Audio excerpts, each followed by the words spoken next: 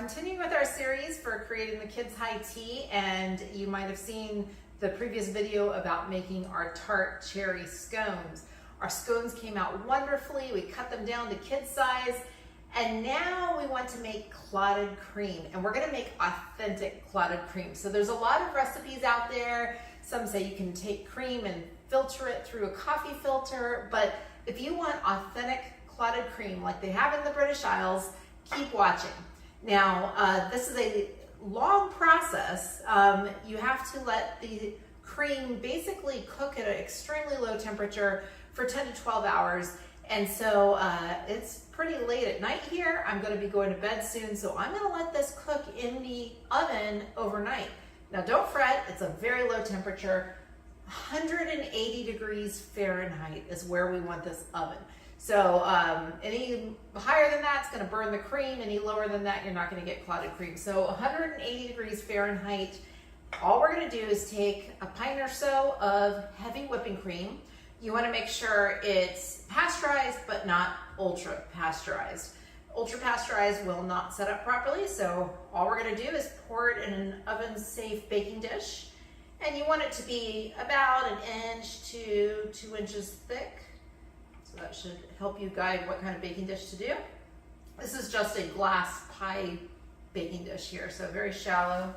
And that comes out to a little less than 1 inch thick. I actually think I'm gonna add a little more. So I'm just gonna add a little extra cream here, just to make it thicker, about 1 inch deep, because I had some extra cream left over. Okay, and all we're gonna do is we'll take some foil, aluminum foil, and you wanna cover it real tight. So don't forget this step. You definitely wanna put the aluminum foil on it, seal it nice and tight.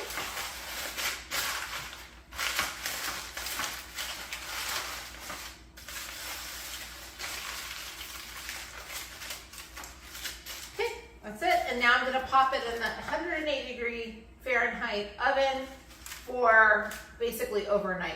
So till probably, it's about 11 o'clock at night now, so till about 11 in the morning.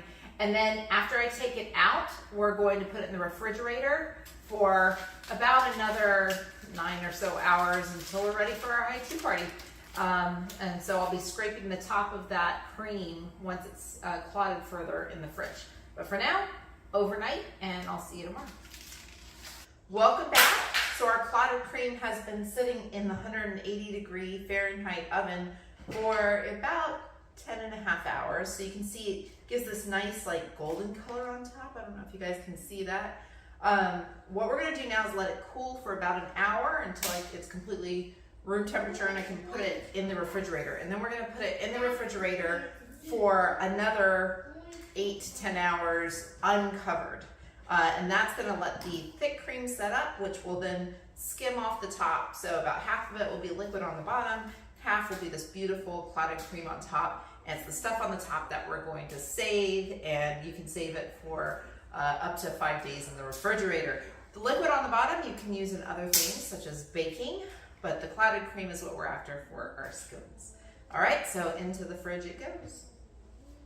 Okay, we are putting the finishing touches, getting ready for this high tea. While Grandma is working on the zucchini soup, I'm just gonna real quickly finish up the clotted cream. So it's been in the refrigerator for about 12 hours. It cooked at 180 Fahrenheit for 12 hours before that.